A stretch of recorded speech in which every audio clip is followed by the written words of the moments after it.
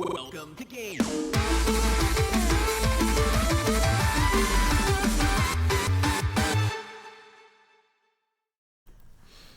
Hey guys, and welcome to yet another GTeaLive. We're back today with another episode of T-Series, our fun real talk show. Our mostly fun real talk show, but sometimes we talk about, actually probably each episode there's at least one kind of depressing story.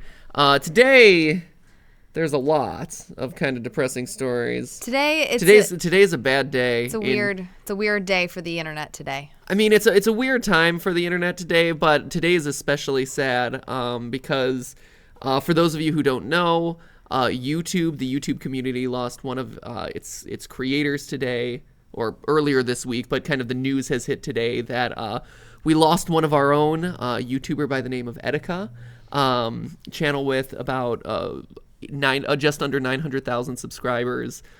He'd been struggling with what seems to be mental issues for an extended period of time, but he ended up losing his battle earlier this week, which is tragic to hear. I'd never met him, honestly.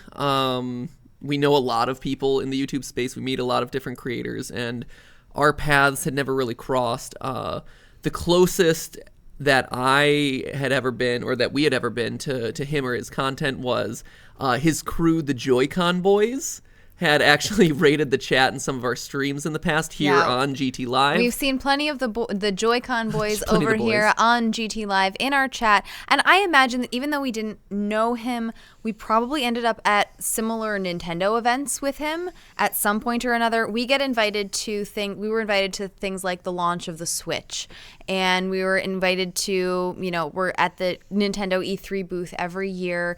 We are, a huge supporter of Nintendo, and he was primarily a Nintendo gamer and commentator, and so I would imagine that we have ended up near in parallel paths, even though they didn't really ever cross. No, and honestly, even though I didn't watch the stuff that he created all that often, I did watch a lot of his reactions to Nintendo Directs and stuff, because his reactions were always just so over the top and so overblown. He was one of those people who you're like, there's a lot of fake reactions on YouTube, but his were always really exciting and felt really genuine. I don't know if they were or not, but he had really solid reactions to stuff.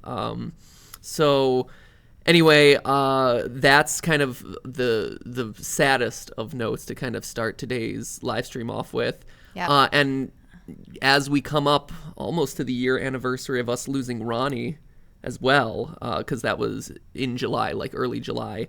It's another story that just hits really close to home in the YouTube community, in especially the gaming community, for us gaming creators. There have been several gamers who have been lost over the last few years to suicide, and it's a very it's always really hard. And I think I was actually talking to Matthew about this earlier today when we first found out the news, that I think for us, having known a couple of people personally who we've lost, who we've lost in this way, makes it a lot more intense when you hear about anyone, even someone you don't know.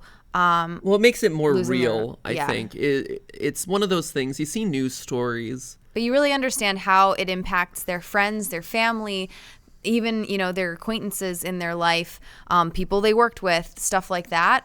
When you know someone, or you're, have had an acquaintance who you've actually lost. Yeah, it's one of those things where when you've gone through something personally, or you've personally been affected, or watched someone struggle with stuff, it makes those sorts of news stories that much more concrete and that much more real, because it's not just words on a page. It's not just headlines or a face on a screen. It's someone who you're able to look at it with a very realistic perspective, and maybe not understand fully, but at least understand a bit better what those words on the page mean, what that struggle may have looked like, what the people who are affected directly by it are going through at that time. And it's like Steph said, now that we've gone through a couple of those sorts of issues, with anyone we know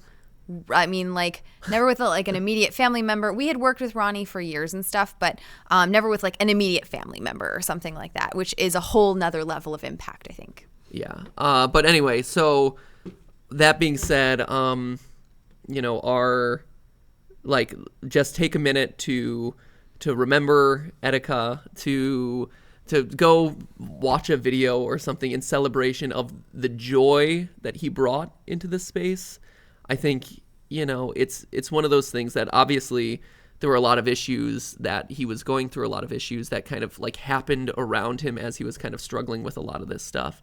But at the end of the day, he brought a lot of happiness into a lot of people's lives. And, that's a huge loss. Anytime someone is lost early, it's a tragedy. I think he was 29. Yeah. So, I mean, super young guy, obviously, super, regardless of any issues he was going through, super bright future. And so anyway, we wanted to call that out. We wanted to remember him today. And we wanted to make sure that we, do our part to give people reminders, which you just can't do enough, I think, which is if you are struggling, if you are sad, if you are down on yourself, talk to anyone you possibly can about it, get it out.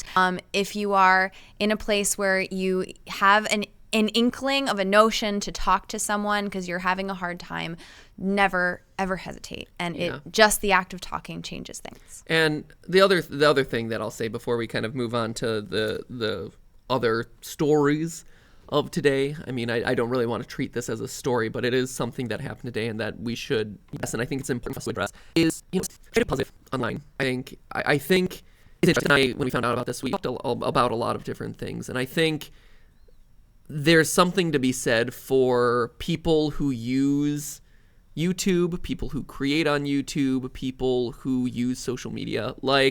And yeah, obviously it's a huge thing, but you look at a lot of creator stories, and YouTube or Instagram or whatever is an outlet for them. It started as a place where, hey, I didn't feel a connection with the outside world. I didn't know people who I could relate to. I had something that I wanted to say and I didn't have a voice. And online video gave me the outlet to do that, gave me the opportunity to do that.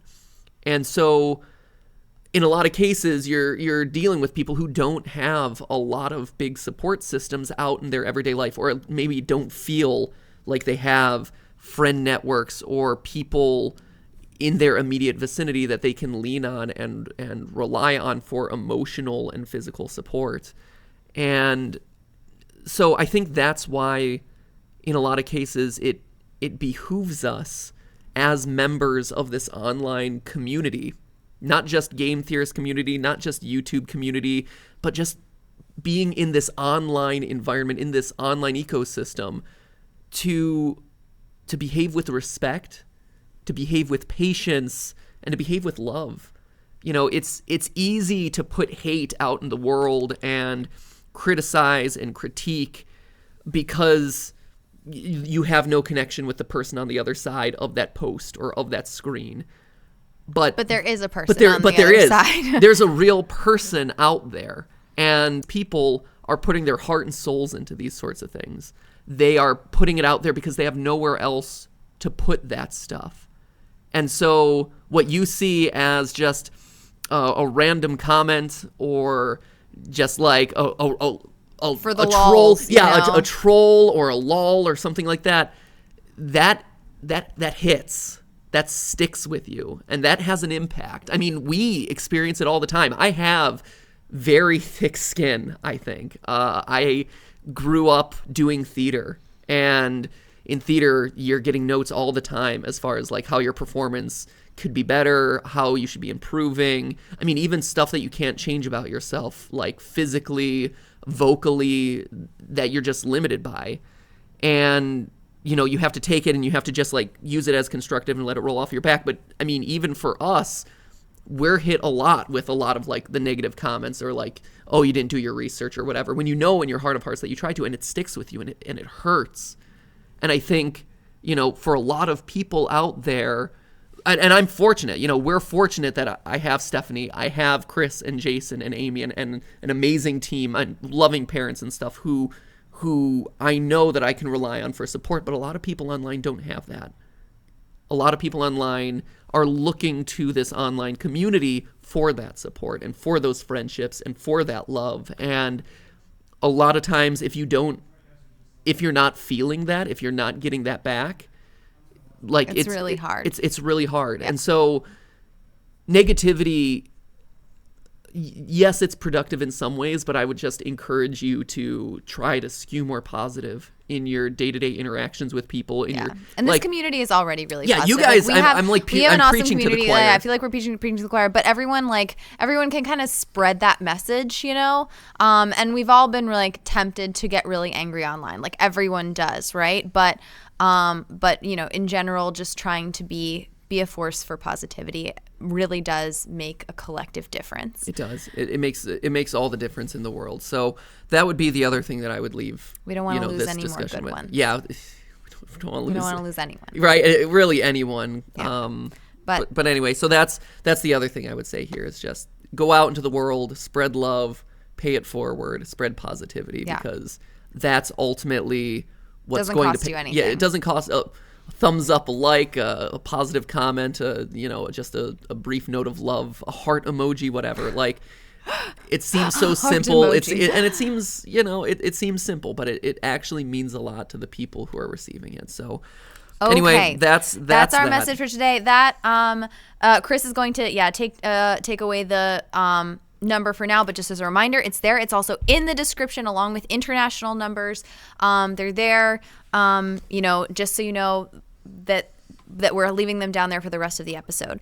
We are going to transition. We're going to switch gears a bit to our regularly scheduled T-Series programming, and we are going to keep it still, light, fun, and upbeat today. We have a lot of other stuff to talk about. Some of it is kind of weird. Some of it's just more like for funsies. So I'm going to go ahead and kick off our transition to the rest of our stories by making myself a cup of tea. I was gonna say, what are you drinking today, Stephanie? Today, it's one of my standby favorites. It's a Bigelow mint medley, which is a classic.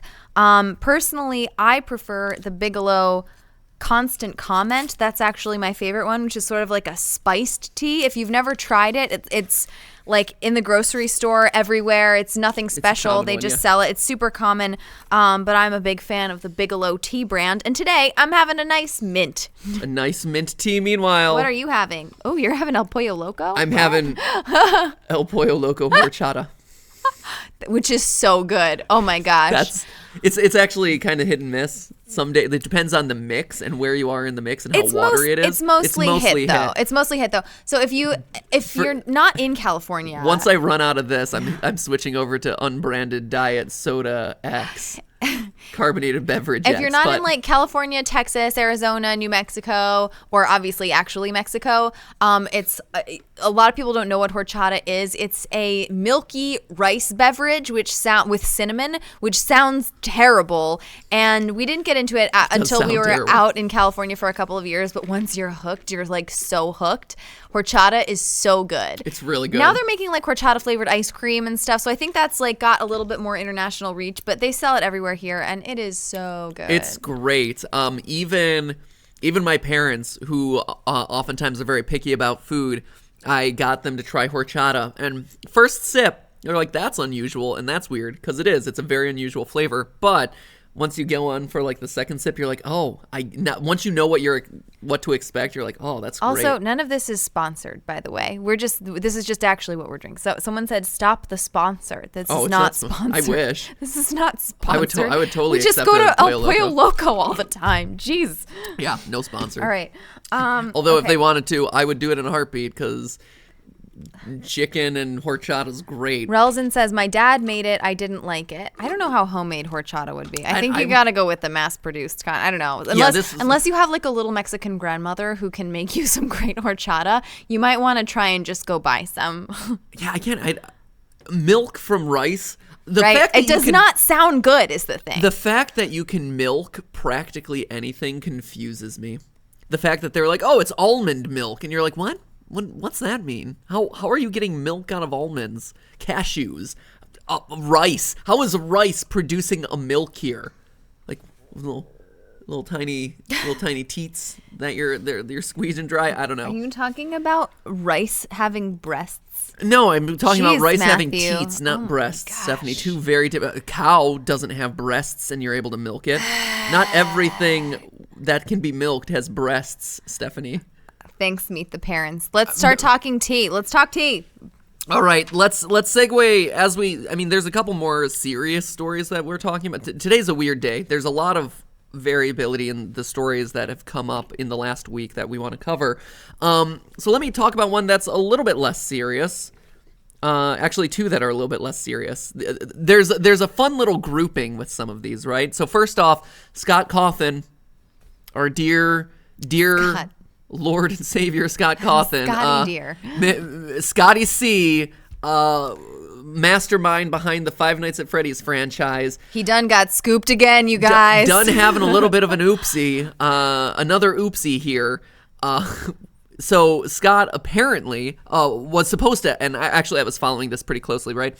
So Scott Cawthon was supposed to have another book released today.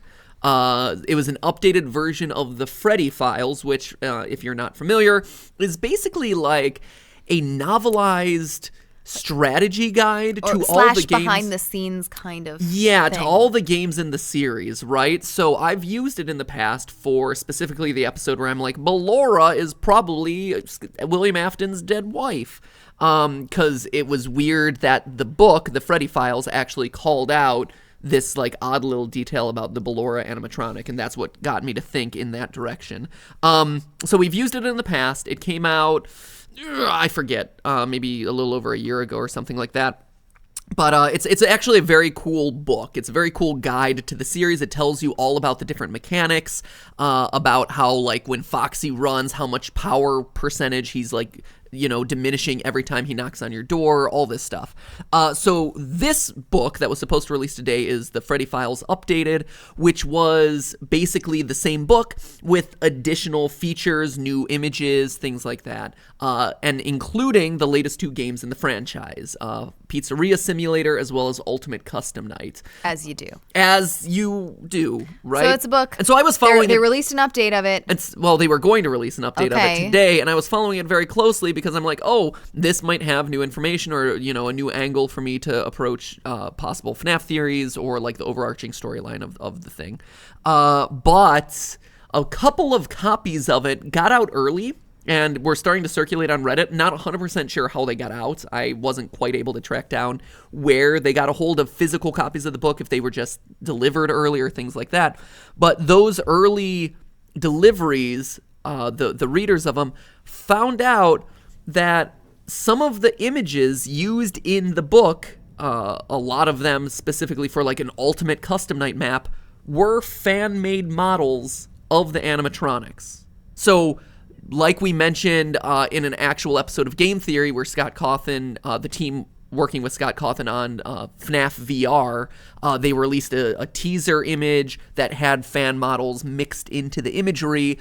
Again, Five Nights at Freddy's kind of finds itself in hot water using fan models again, this time in a Scholastic book that was being released today. And as a result, I believe the release date's actually been pushed back at this point. I was looking for it online, at least on Google Play, and I couldn't get it. Look for it and download it so we could see some of the images or whatever. So, yeah, apparently Scott Cawthon's team, at least, is having a very hard time differentiating between actual models and fan models. And, I'm sure that Scott has his hands full between the movie and between trying to come out with even more games and crank more merch out of this franchise and everything else he's probably doing. But yeah, there's something there that's not connecting because this is the second time it's happened. And I'm not 100% sure why, if you're Scott, right, who has access to all the official models, like, because you are the creator of them. Why would they possibly be using, like, I don't even know how that happens. How it happens potentially is Scott's like, hey, here are the official models, and then they're either not in the right angle or something, and so the book creators are looking for something else, or potentially they're just lazy and they're like, let me just Google image search this very quickly. It's that you have to imagine, though, that Scott has, like, because he's the sole creator of a game, it's not like it's a huge game studio or something like that. It's hard for something like an official model or like the need for that to kind of get lost in the shuffle. You would think that Scott would be able to either, I mean, maybe not himself at this point, but have one of his team members just make new models for whatever they need.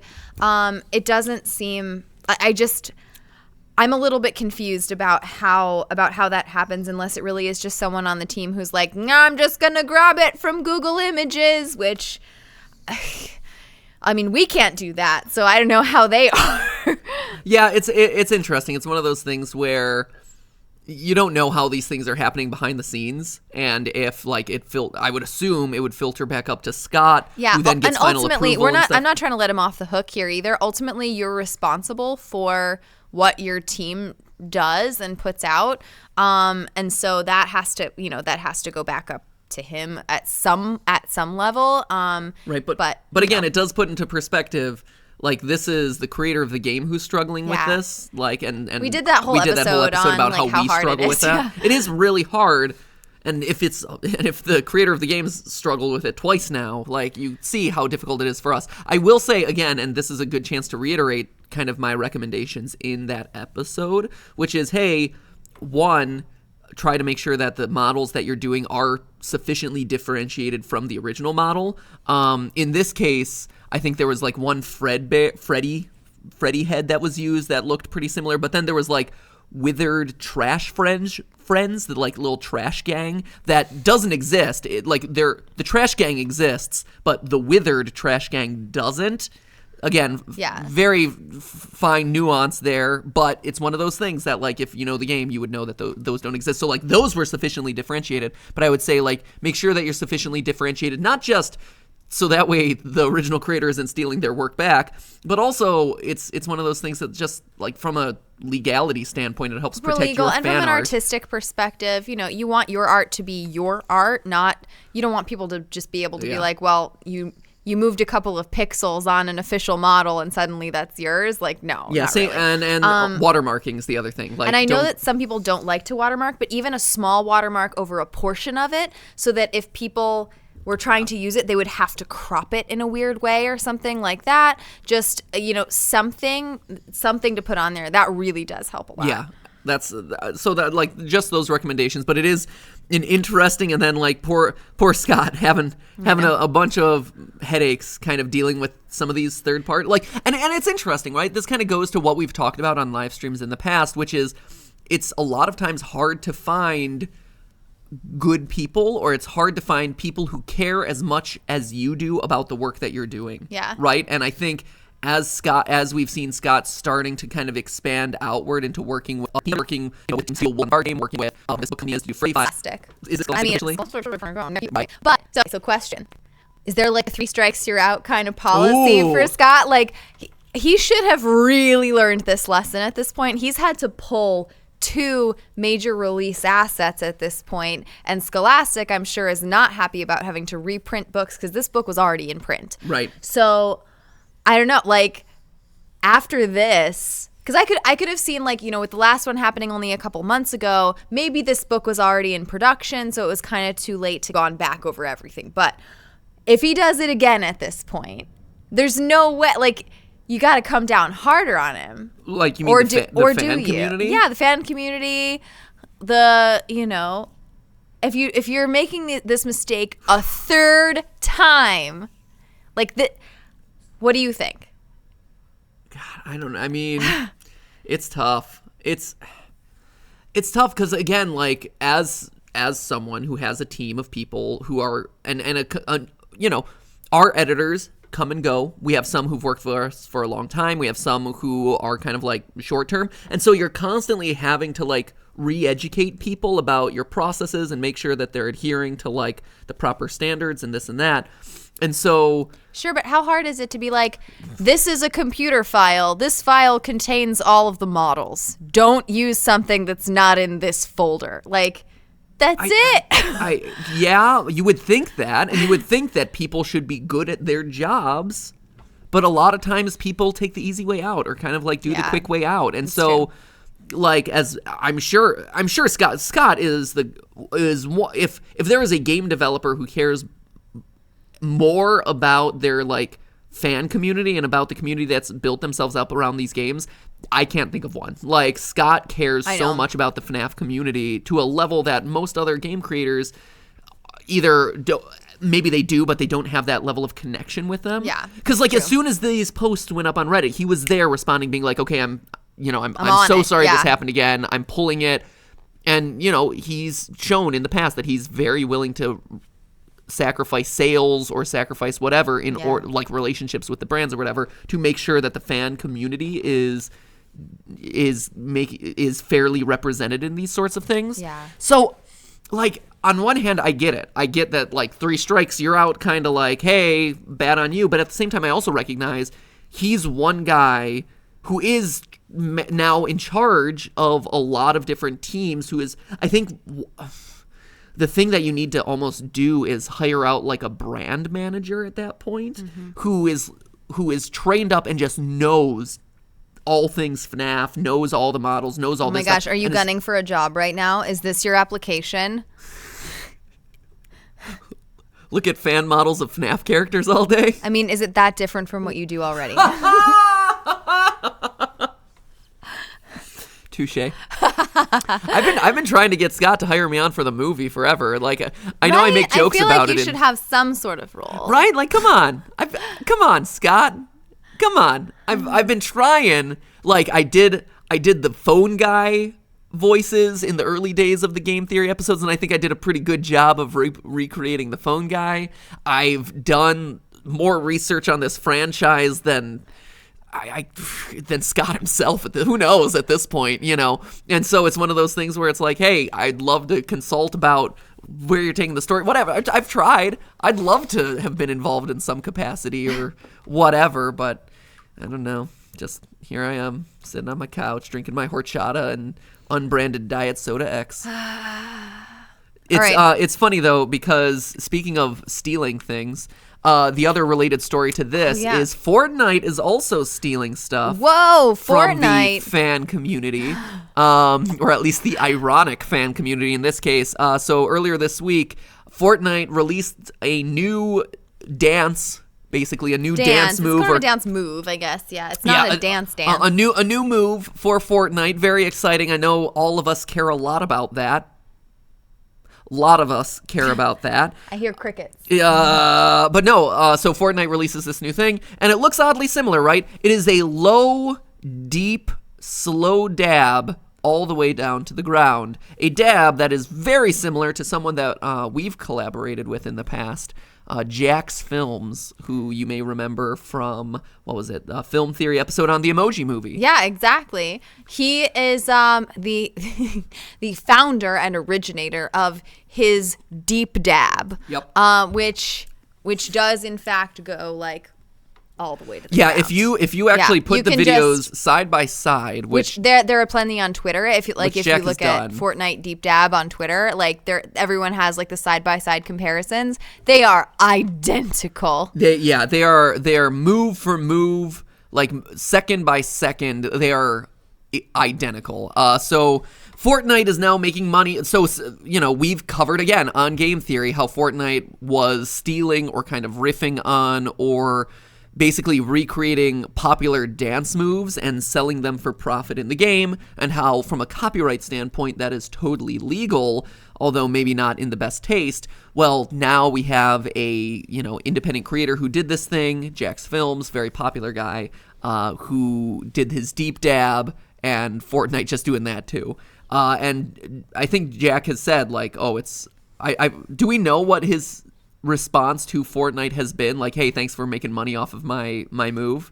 I think it's just been like generalized sarcasm. I don't think he's pretty sure he's not upset. He also has, I think, like some sort of like gaming push deal with Fortnite that's like, he has like a one of those like ambassador links or whatever. Yeah, it's something akin to that. So he's definitely made more of a joke of it than actually being angry. Yeah, and I think that's probably the right way to go, because like we said in our lawsuits are not gonna like we said in our episode, there's nothing really that you can do. Like, it's a single move. Like we talked about it in that episode, you can't really copyright a lot of choreography, especially social dances and especially moves that are, one or two, 3 or 4 gestures, like very simple moves like that, and especially something that is just a simple low deep dab. You can't do that. If they were using his image, if they were kind of like replicating like how Jack looks, then that's a different story. But because they're just replicating the body motion that he created, that's very difficult, if not impossible, to copyright. And so fortunately for him, he isn't jumping to a lawsuit like Backpack Kid is, but it is one of those things where, Fortnite strikes again, adding to their big old pot of money by getting, a bunch of people to pay for a move that was created by someone else. Just odd. Congrats, Jack's Films. You made it into Fortnite before any of the YouTube gamers. Which just bears the question, what is the move that we can do that'll get us to ultimately get stolen by Fortnite? I think it'll be the done got scooped move. The done got scooped? Hips first. Hips out, done got scooped? Hips out, done got scooped. Pelvis out, done got scooped. Yeah, there it is.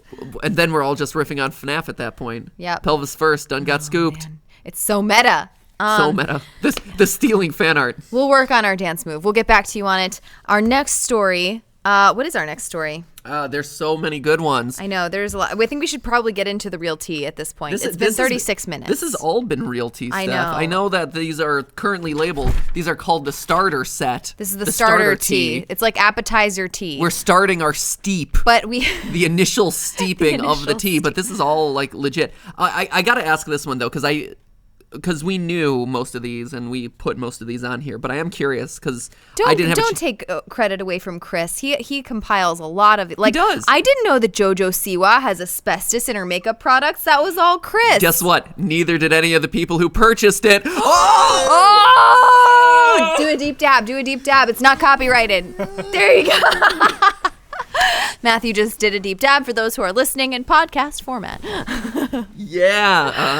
People who bought JoJo Siwa's merch didn't expect it to have asbestos, but there it does. are a whole bunch of like makeup beauty guru issues. I feel like everyone has seen how huge makeup lines can be, and maybe this is like worth a tea series of its own, but makeup is one of the highest margin products you can get. It literally costs like pennies to produce one of those like Jeffree Star palettes. Pennies? They cost $50. JoJo Siwa, yeah, and then he sells them for $50 or like liquid lipsticks, or I'm not picking on Jeffree Star. His products are probably like the top line of what you can get, but stuff like I'm not sure what JoJo Siwa has in her makeup products, but I do know that beauty products in general, especially makeup, asbestos. yeah, right, are so high margin. That's also why people's PR lists are so long, is because you can afford to give away like thousands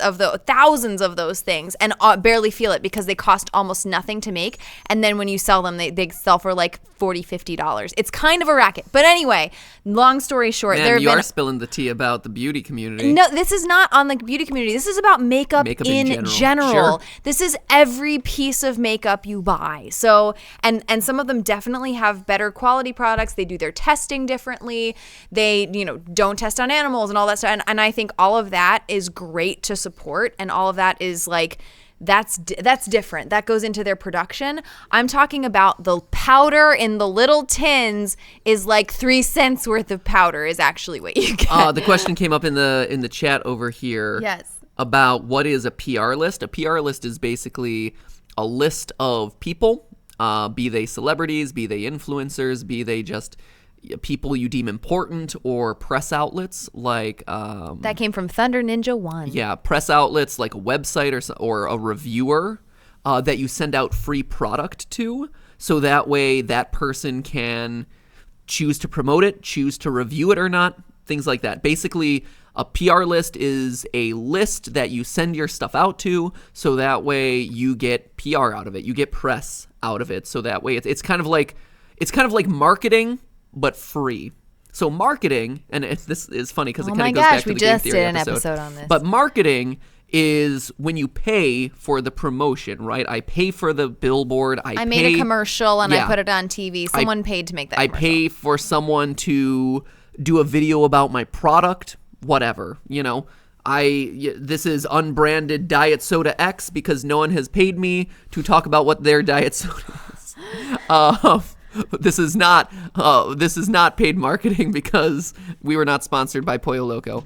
But so that's marketing. PR, on the other hand, is basically the stuff that you get for free by inviting people to do interesting, cool things or sending them free stuff, right? So like you are on a PR list. Like we're on the PR list for Big Little Lies on HBO, and here we are talking about Big Little Lies on HBO because we're on the PR list, and we're going to open one of their boxes tonight, and I'm really excited about it, and we're going to watch the new episode, and it's really awesome, and they sent us real wigs, and it's amazing, and that's what PR is all about. Like they sent us stuff, they found us, they sent us stuff, it's really exciting stuff, and we love like just opening it and talking about it, and so we're going to, and we're also going to talk about HBO and Big Little Lies and like how amazing Meryl Streep is in this season because she's incredible. Yeah, it's one of the and so like game reviewers in a lot of cases, to bring it into like gaming, those are people on PR lists, right? So if I have a new game that's coming out, I send it to the Jim Sterlings or the Destructoids or IGN or anything like that because they're on a PR list, and that's going to get them free promotion, or that's going to get me free promotion for my game, hopefully if it's good, and they don't have to pay for it. But if they choose not to do anything with it, that's fine too. So in the Big Little Lies case, we did a tweet about how now that we have our HBO subscription because of Game of Thrones, here's the other things that you should go see before your subscription ends. One of them was Big Little Lies. Apparently someone on their team saw that we were fans of the show, and then started sending us stuff in anticipation of the second season. And as a result, now we have content to post about it and talk about it, and it's kind of nice, right? It's a little synergistic. So that's what a PR list is, and that's what Stephanie's talking about when it comes to makeup and all of that. Yeah. So anyway, that was a fun one from, I think that's all that there really is to say about that one on the starter tee. I don't know where that one is going. I don't know anything about JoJo Siwa's products except obviously the hair bows. And I know that she sold a lot of hair bows based on our conversation with her at She talks a lot about how many hair bows she sold in real life. She talks a lot about the number of hair bows that she's sold in real life. In situations where you're like, at a Christmas party. Why? With a bunch of other like YouTubers and digital influencers, it's like, oh, you're going to brag about the amount of merch that you've sold. Cool. Question mark? Next. Okay. Let's get to the thumbnail, shall we? Let's wait, no. Come on, man. Stop. You segued away from what I wanted to ask before. Okay. What was it?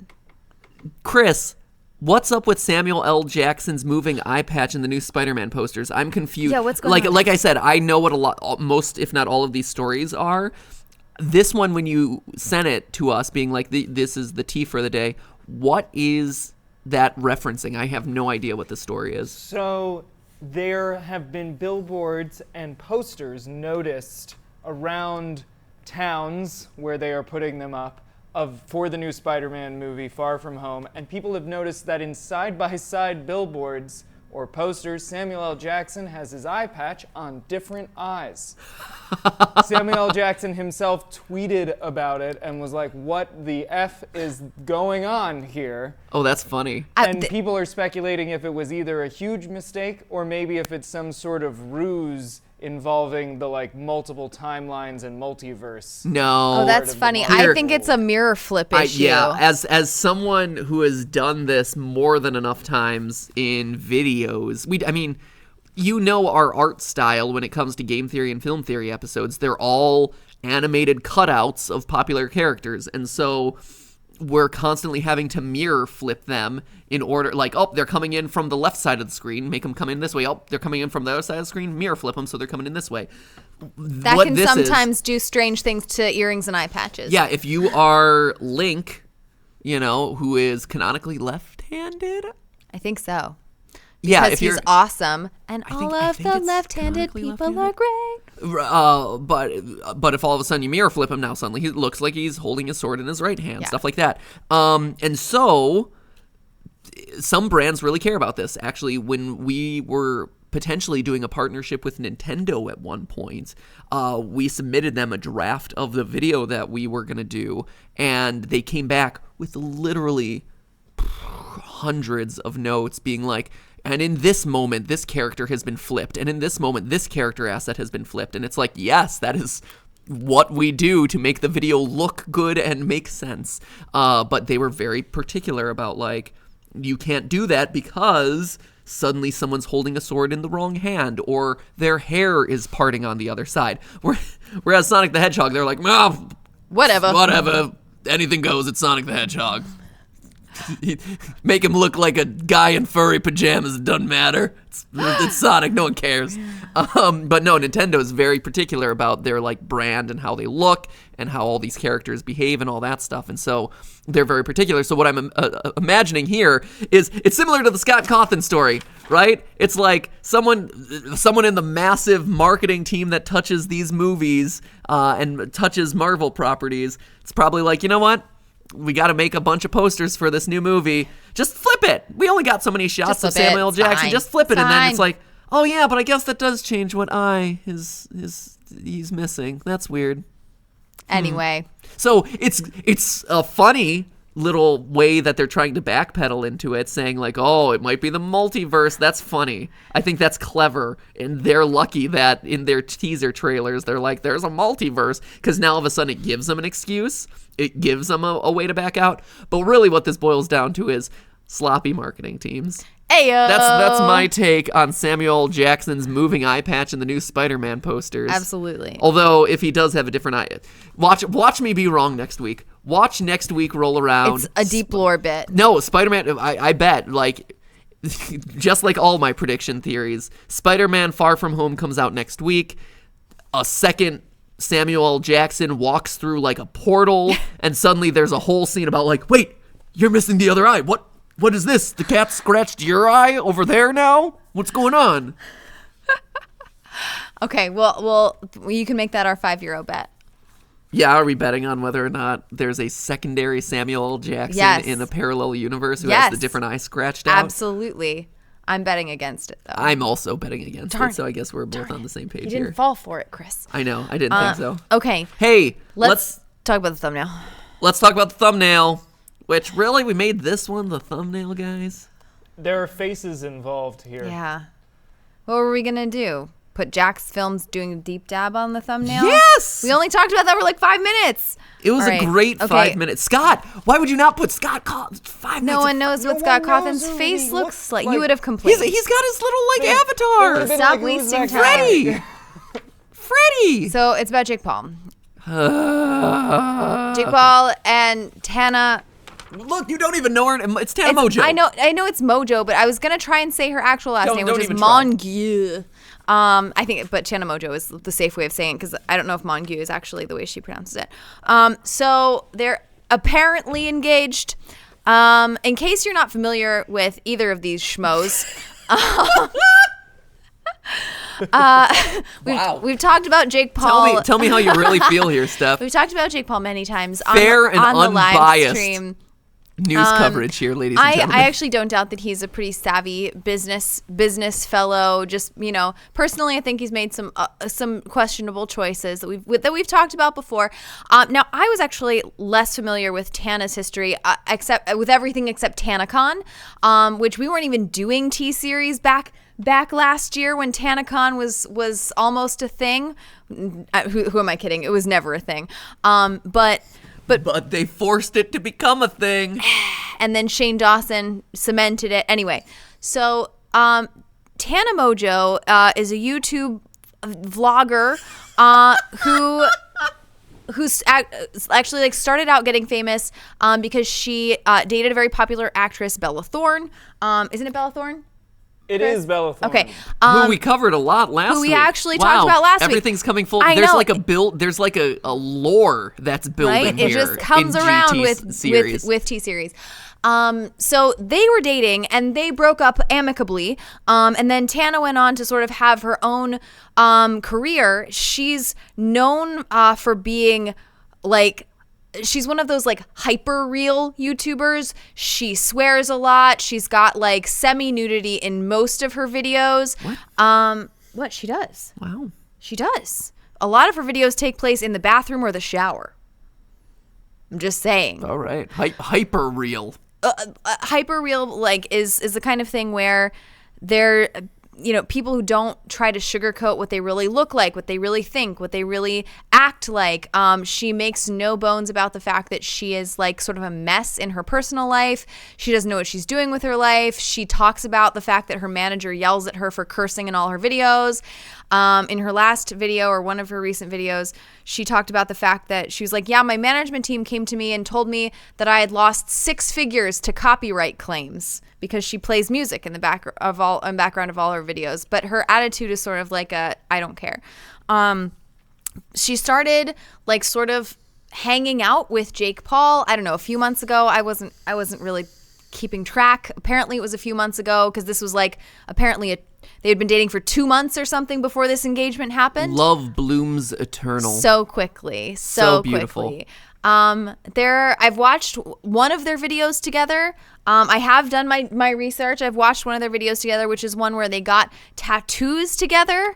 And the whole time Jake was like trying to find ways to get out of it was my interpretation. Well, he was like, I really don't want to get this tattoo. That's called dramatic conflict, Stephanie. I mean, I don't really trust anything that I see on a lot of those channels because everything is really staged, right? Steph, you just said that she's hyper real.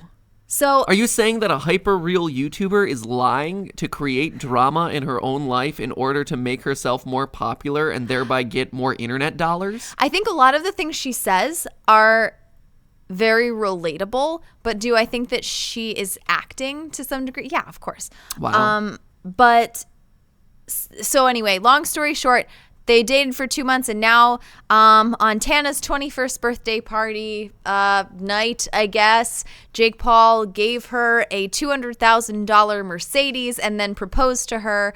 And okay, whatever. But the kind of interesting part of all of this is that the internet is already calling out this whole thing as being completely fake. Good. And it's one of those things where the internet, often gets really wrapped up, and this is what I think is sort of the take home of this whole story, right? The internet like gets really up in people's business when it comes to relationships a lot of times. Like if someone's dating someone else and like they're my like OTP, they're like I ship that, like this whole shipping culture, and people OTP is old I at know. this point. Man, what are you? But no, it's like a historic thing. It's like a historic thing that one true pairing. It's like a historic thing that people do when they're trying to like, they're like, oh, this couple is like my ideal couple. They represent me. They mean something to me. And so when they break up, when something happens, people get really emotionally invested in that. And with this whole Tana and Jake situation, people really feel like they're just kind of taking advantage of the internet and the way that the internet attaches to relationships, right? And the way that they follow all of the like breakups, fallouts, get-togethers of like people online. And that really it's only done for views, and it's taking advantage of the emotions of their fans. So that's the interesting thing. I'd be curious to see what you guys think. Didn't you also say that it's already starting to circulate that like the giant ring that she's flashing on Instagram and stuff, like you have gem experts weighing in being like that's a fake ring. That's Actually, a fake diamond. Some news outlets have called in diamond experts. This is how little we apparently care about real issues in the news. Journalists have like called in diamond experts to evaluate Tana's like picture. She's got like a whole bunch of rings on and this like huge diamond on one finger. And they're like, oh, it looks like cubic zirconia. It's like, it doesn't look like it's real. If it were real, it would be like one of the biggest rings I've ever seen. But I think that was kind of the point, right? It's supposed to be like flashy and over the top. So people are like, oh, if the ring's fake, the engagement must be fake. But that's also, I don't know.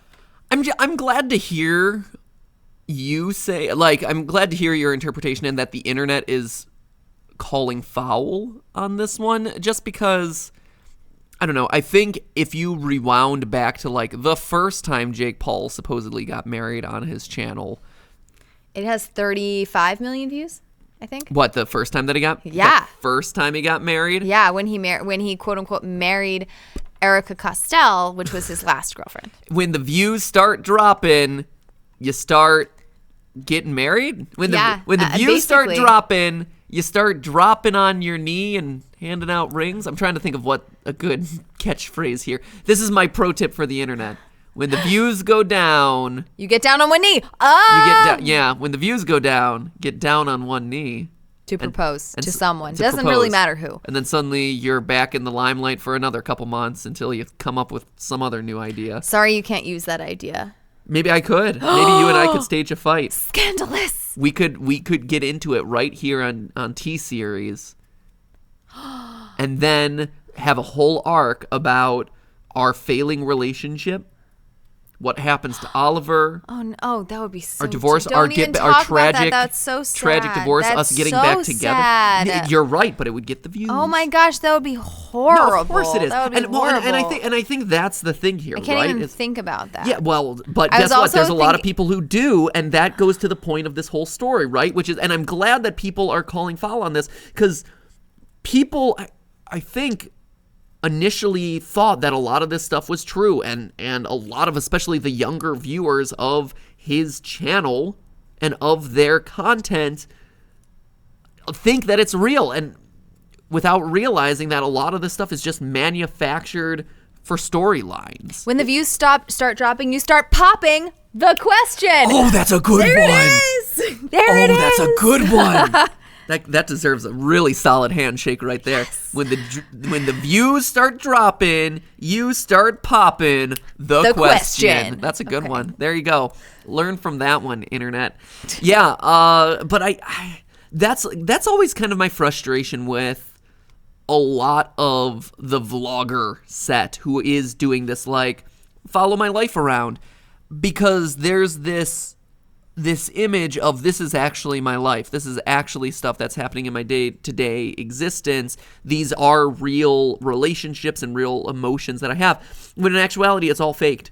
Just like the prank channels, or at least the best of the prank channels back in the day, were faked, so that way they could guarantee that the reactions were good, and also that they were getting the rights to the images of the people that they were using, so that legally they weren't liable for anything, which is fun.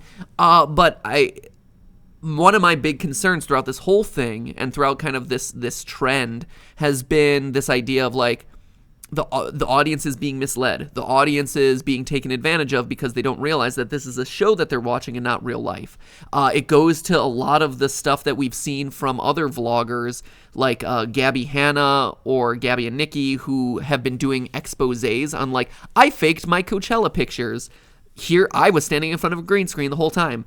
I faked a trip to Italy. Yeah. I faked a trip to whatever. Which is crazy. And exposing to their audiences, to their fans. And if you haven't seen these trends, they're actually really interesting, right? But you had BuzzFeed, you had the channel Gabby Hanna, you had the channel Nikki and Gabby, all in a period of a couple months do these expose videos on, like, we faked a trip to Italy, we faked a trip to Coachella, we faked a trip to whatever.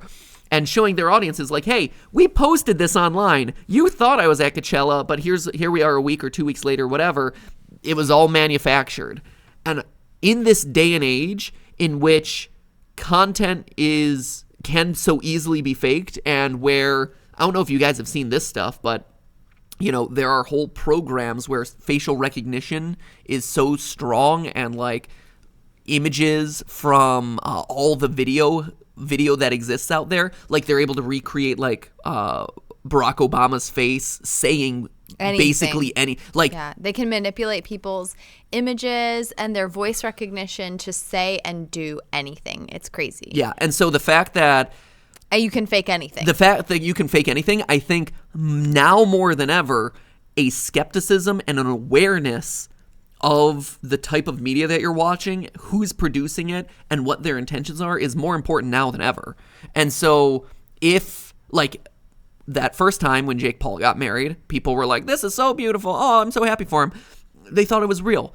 Now, if they're starting to be skeptical, good, excellent. I'm happy about that, because that's what we need more of in this day and age. That's why, again, and I say it all the time on especially GTeaLive here, is this idea of, that's why the channels exist, is to at least, one, to educate people, two, to have fun with a lot of pop culture and stuff like that, but three, one of our underlying goals has always been to get people to like question the stuff that they're watching, to, you know, think critically about the stuff that they're consuming. That's why we mix in episodes about loot crates. That's why we mix in episodes about yellow journalism, or how YouTube's algorithms are affecting gaming content. Like, a healthy skepticism or a healthy critical thought about the content that you're watching, the truth that you're being fed, is important today, because anything can be faked, anything can be manufactured, and it's crazy. And it's really unhealthy, and it's scary. And so to see people kind of pushing back against this thing as blatant clickbait, as blatant, view grabbing, as blatant emotional manipulation, good. It is, you know, the fact that the headlines are like, is it real? No. Of course it isn't. And even if it is, like, they need to prove it. We've talked on T-Series in the past, we've mentioned this to you guys, but we've talked in the past about how in Hollywood we learned that there are whole contracts dedicated to fake relationships where actor X and actress Y are contractually obligated to get married, have a kid together, and then break up after X number of years, because that is what's going to be most beneficial to their public image, to their celebrity. It's all manufactured, and that sort of manipulation is gross and weird and scary. And it saddens me to see that that sort of stuff is starting to like trickle down or carry over into YouTube. And so if audiences here are starting to kind of like push back on that, or at least be able to see through it, or see it for the blatant kind of like clout nabbing that it's meant to be, or what it's intended to be, great. Push back. Yeah. All right, cool. Here. What say you, Chris? I'm curious. Are you enthralled by this story? It depends on... Is your heart aflutter about the young love in the air? No, I mean, with this sort of stuff, it's weird, especially with them, because I do think it's, of course, kind of gross to be making a fake relationship, but at the same time, their relationship began with the, like, public declaration that it was a that fake it was for clout. Yeah. So that, like, adds a whole other level of, like, well, I don't know, like, right? Are they doing a bad thing, or is it just kind of like, well, like, at no point was there dishonesty, I guess. So I don't know. That was the last thing that I was going to say about this as well, is if you, and that's the question, right? If you say that a relationship is basically just for the views, but then it goes on to play out like a relationship that looks real, is that, I don't know, what does that mean? Doesn't that defeat the purpose in the first place? Like, I don't get. It's just weird to me. Then why do you care? Like, why would you care? It's also never been quite clear to me if they are serious about the fact that, like, they're like, oh, it's just for the clout. It's just for the clout. But I don't know if they're joking about that, you know? Well, I mean, they wouldn't be joking about it, but they might be. Like, but I don't get it. Because the news about, like, Jake's former relationship with Etika Joy, right, is that it started as a fake relationship that became a real relationship. And so now the joke of Jake getting into this next relationship is like, oh, this must be a fake relationship. And so as a means of lampshading, I wonder if they are just saying that it is. It's definitely... It's a weird... It adds, like, this weird meta layer, especially for people who are supposed to be, like, again, hyper real. Like, this is my real life. Like, Jake Paul did that. Like, Jake Paul... What is it? Uncensored. Jake Paul uncut. Like, right? He's all about, he's like, still doing that. He's on episode 10. This is me. This is my real life. This is blah blah. Like, and so is this other vlog series he's doing? Is this a soap opera? Like, is he an actor in this one, but his real self in a different one? I think it sends a confusing message to followers, especially, again, Jake Paul has an audience of, like, 11-year-olds. So if I can't figure out what's real and what's not, and or what's even intended to be real and what's not intended to be real, I just think that sends a real confusing message. It is weird to outright say, like, oh, this relationship is for clout, and then expect people to care about that relationship, and then people care about that then why are you as a viewer caring about that relationship if you know that there is actually no relationship there in the first place. I mean, but maybe, I guess they care because it becomes so confusing. I mean, to Stephanie's point, too, I wonder if he's confused. I mean, what is he, 21, 22? Oh, he's confused. Like, if you're if you're recording your entire life and you're kind of living 3 different lives and recording all those lives, how do you keep them performance straight? Is the reality? Yeah. And do you start to confuse them? I have that exact same question. I mean, showmances are a real thing. Like, as someone who did theater for a long time, like, I can tell you, and I for both myself and for people I knew in those shows, if you are faking feelings for someone on stage, your body just suddenly shifts over and starts to like assume that it has feeling. Like if you're having to be like look across the stage or across the camera at someone and be like, I love this person, and if you're like on a regular day being like professing your love or affection for that person, your brain starts to tell you. Your brain starts to like adjust because it has that cognitive dissonance of like, well, I'm saying this and I'm acting this way, so I must really feel this way, and your body adjusts accordingly. Your biology is affected. Showmances are a very real and very dangerous thing, because when the show ends, what happens? Yeah, there's a reason why Jon Snow from Game of Thrones is now married to Ygritte. You know nothing, Jon Snow, but you know enough to get married to me outside of the realm of the show. Like, showmances are very Maybe that'll real. work out. They seem Sure. very sweet. I mean, and it probably will. Good for them. But I think it is worth calling out that you're right that stuff does get confusing. But am I as a viewer gonna support like a relationship that's purely for the views? I don't know. The whole thing. The whole thing makes me sad and tired. Shadow of the Heart says showmances from a stage crew point of view are very annoying. I imagine so. Oh, from a stage crew perspective? Yeah. That gets Yep. Anyway. Because then you're stuck working with that person if things go sour and gets real weird, or like the two of them are lovey-dovey and then the whole thing. Anyway, it's a complicated business. I do know from like one of Matthew's shows like 10 years ago, there are 2 guys who met during the show and that he was in, and I just saw like online the other day that they've been married for 10 years. So that's actually really nice.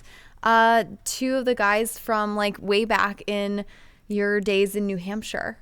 No way. No way. Michael Longo. And No way. Anyway, so that's awesome. I know. So they've actually, so sometimes showmances do work out. So maybe there's hope for Jon Snow. But yeah, but they can be very weird. Yeah. So anyway, not usually the best idea. So okay, I don't want to talk about taking Tana anymore. No, you don't want to. Okay, last. Well, maybe not the final thing, but last big story I would say is let's talk about Facebook's content moderation system and the teams. Okay. So Steph, take us through this story because you've done a lot of research on this. I have some personal connections to this, but I'm curious. You just summarize what's going on. The brief summary. I've actually been following this story for months because they've been doing more and more exposés on the people whose full-time job it is to moderate Facebook content. And these aren't usually people who work at Facebook. There are people who are hired by another company, and this company's like, hey, Facebook, you big Facebook, hire us, little company, and we will help moderate all of the really bad stuff that's on Facebook. Like any social media platform, there's content on Facebook that people upload that is dangerous, violent, graphic, offensive, inappropriate, like really deep conspiracy theories. I mean, just the most terrible, terrible parts of humanity that get uploaded onto these platforms, YouTube as well. And there are actual people who have to watch those videos and take them down and take them down and take them down. And it's literally their full-time job. They get they have to like meet quotas for how many videos they take down. The working conditions for these people have been like under a lot of scrutiny lately because their job, you can only imagine, has got to be like one of the worst jobs out there. I don't care if you are in retail. I don't care if you're, flipping burgers. Those are jobs where you can be surrounded by your friends. You can have interactions with great people. people. Maybe not everyone's great, but like those are like great jobs compared, I think, to the kind of working conditions that have been coming out and like online moderators. Yeah, you said it's like what, a 30-minute lunch break and then like two 2 10-minute other breaks? 10-minute breaks during the day. People have to like clock out to go to the bathroom.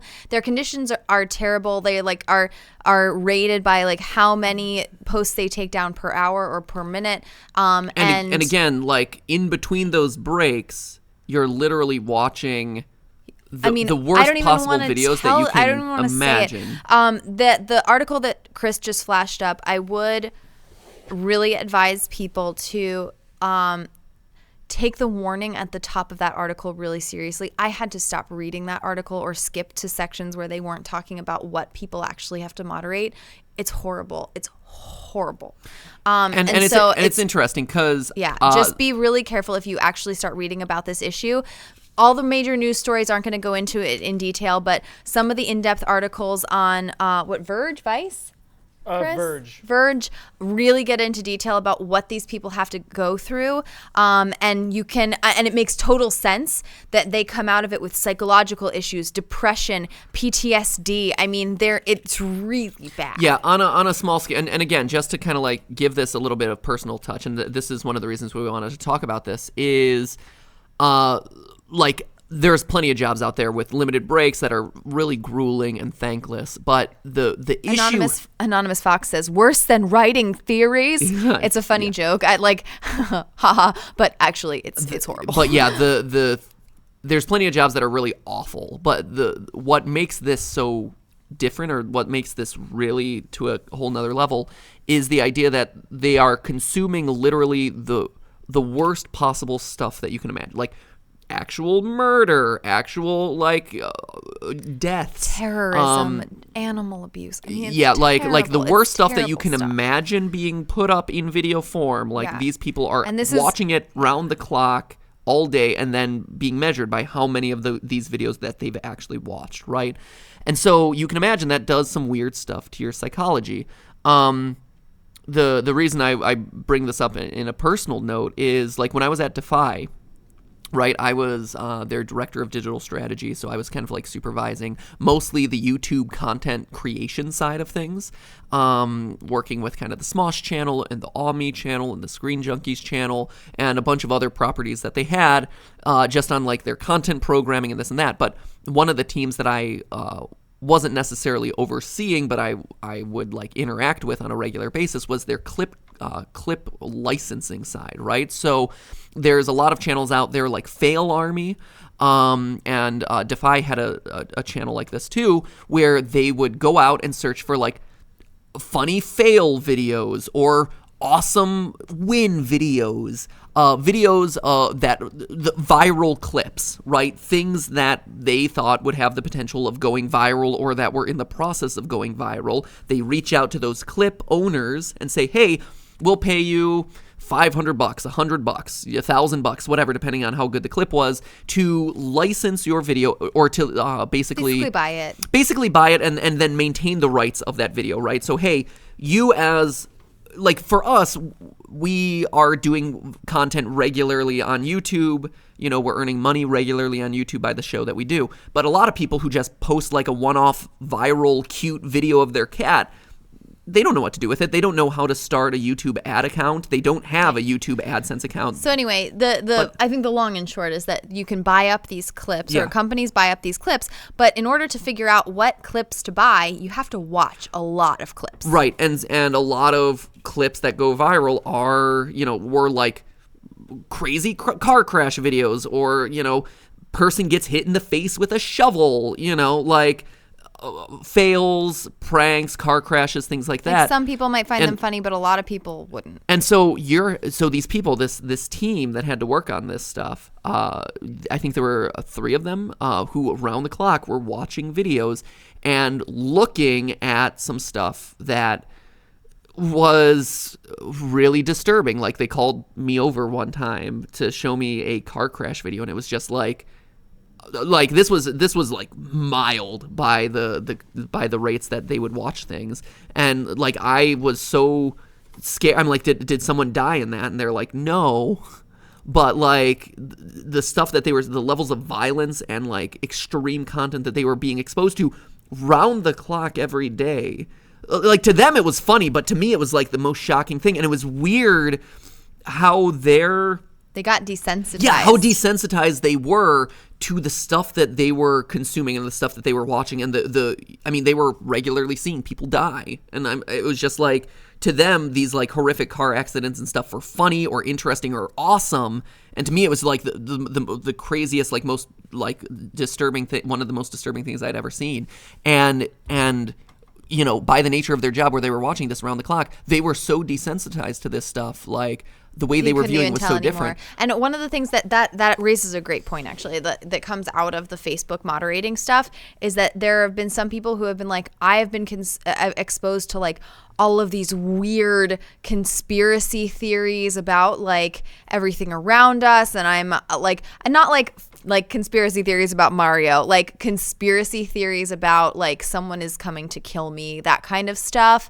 And he had to like go to therapy. He had to quit because he was like, I'm starting to believe some of the stuff I'm seeing. I don't know how to separate out what is truth and what's not anymore. And so you get desensitized to stuff. It starts to like psychologically wear you down. I mean, this is the kind of stuff that you would show people as a form of torture. I mean, it's terrible. Yeah, so the takeaway is first off that these jobs exist, and they're starting to kind of like come to light that there are whole industries built around just like consuming this just really like bottom of the barrel garbage, disgusting elements of humanity. And the working conditions already being bad enough. But Facebook, in this case, is kind of immune to a lot of this because they're hiring out a third-party company to do it for them. And they're like, but we're what just are the standing ethics of over that, here. Like we just hired a company. We don't know what's going on over there. And I think the bottom line of this is like a lot of companies have this problem. Like it's coming out for Facebook, right?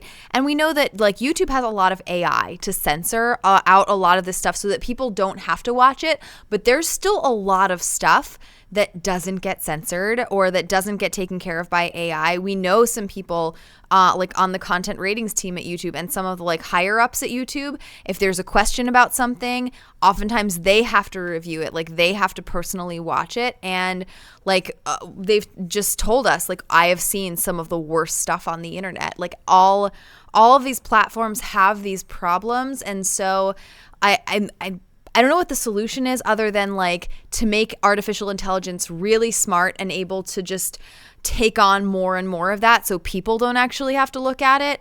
But you know, it's like this incredibly taxing job, and I'm glad at least people are talking about it because it's, I mean, I imagine people coming out of working there for a couple of years, some of them probably need so much therapy and they're not getting it. Like we had a couple of questions in the chat that were like, do they have therapy? Like, why are they in these jobs? Like a lot of them, like it's the best paying job they can get because it pays like pretty well. But it like maybe it pays a little bit more than, you know, working retail or something like that. But the cost, like the toll that it takes on you is probably not worth it. Yeah, right? It's interesting because I think like this is one of those big problems that is going to need to be solved. As long as anyone can upload any video that you want, you know, as long as these platforms stay open to being able to upload whatever, you're going to have really dark, really questionable, really scary stuff getting uploaded. And how do you solve that as a company? You know, how does AI solve that sort of thing? Does it just get smart enough in order to just know what to take down? Or do you have people whose job it is to do this stuff? And that's kind of the solution we're at now. The classic example that YouTube's given us when we've talked to them about these sorts of issues in the past, right, is I forget what exactly the music video was, but a popular music video at the time featured, you know, getting tens of millions of views, right? Featured the singer with like a plastic bag over their head. And it was like, you know, a statement, an artistic statement of sorts. But it isn't violent. It isn't, you know, it isn't meant to be like graphic or gory or anything like that. And it was something that a lot of advertisers wanted to put their money in front of. And it was, you know, something audiences really wanted to see because it was a popular musical artist. But that's very dangerous content. And an AI seeing that would be like probably take it down. So you need a level of manual review around that to be like, this is okay, but this other video of someone with a bag over their head is not okay. You know, suffocating or whatever is not okay. What's the line between art and like when is it an artistic representation of something versus no, this is really dangerous? You would think that a lot of that stuff is really clear cut, but actually when you start talking to the people who do it, there's a ton of gray area in the middle for everything. And so it's very hard to train a machine to understand like every situation. Yeah, and it's interesting, right? Like we're the type of people who wouldn't do like the Reddit 50-50 challenge. I see it in no way. I see it in the chat right now. That. People are like, I do Reddit 50-50 all the time. You know, maybe that's the job for like, hey, that's the job for you, friends. No, like, but that's also your choice. That's for fun. And you get to be like, oh, I'm either going to get fun puppy or I'm going to get dog with 5 legs. That's the most popular one or whatever. Yeah. So you already know what your worst case scenario is there in a lot of cases, don't you? I mean, yeah, you know what you're getting into. What your worst case scenario is. This is any type of content could come out of anywhere, could be from anywhere in the world, and could involve anything. Everyone has a trigger, right? Everyone has something that they can't stand to see. For me, it's like animal cruelty. I just among many other things, but like there are some things that people are really sensitive about. Reddit 50-50, you can still avoid the stuff that is really going to be upsetting for you. This is a job where you can't, and it's your job. It's like you can't. It is a weird job. It's a weird ethical. It falls into this weird ethical area where. We need to explain Reddit 50-50. By the way. Oh, sorry. So Reddit 50-50 is I don't know if this is a challenge that a decent number of YouTubers have done, but basically we're not really into it. I am a firm believer in that sort of thing. Like once you see something, you can't unsee it. Yeah. If it's like one of those like traumatic things and it just like sticks with you. And so I like try to stay away from a lot of that stuff. But basically, it's a subreddit that is dedicated to it's kind of like a gamble, right? You have a 50-50 shot. They'll tell you in the title of the post, basically, you are either going to see something that's really cute or something that's like really scary, gross, disturbing, or horrific, right? So someone getting their head cut off versus a cute puppy, you know, with babies or something like that's obviously a really bad example of it, but something like weird, like Stephanie said, a dog with 5 legs versus a dog playing in the yard. That's Not really that there's cute. anything wrong with a dog with 5 legs, by the way. No, but it's like to some people like that would be a really like gross or disturbing thing to see. Yeah. Like a mutation or a mutant dog or something like that. Oh, that's weird. That's crazy. And so it's a Reddit it's a subreddit that's all this kind of like game. It's gamified, this sort of thing, right? Yeah. Like you flip a coin, you don't know what you're going to get. Are you brave enough to take the challenge? But that's just like people are just doing that for fun. That's not their job, and they're not like imagine if the only way you can pay your rent is by doing it over and over and over and over and over, like thousands and thousands of times in a row. It is, and it's interesting, right? Because it goes back to what we were just talking about, the showman stuff, right? You get desensitized to things. Your body adjusts. Your mentality kind of shifts. That even if you are like a prodigious user of like Reddit 50-50 or whatever, I think over an extended period of time, for hours upon hours a day, I could see it having like some weird impacts on the way that you like see the world or the way that you kind of like interact with people around you. I don't know. Yeah. I think it's one of the similar to like microwaves being first introduced into the world, and then people are like, wow, if you stand too close to microwaves, like you know, for an extended period of time, like that has health ramifications. Like this is one of those things that we'll see what it results in. There are a couple people in the chat who have been like, I think I could handle that job, which kudos to you. Yeah. Because people have to do it. And then there's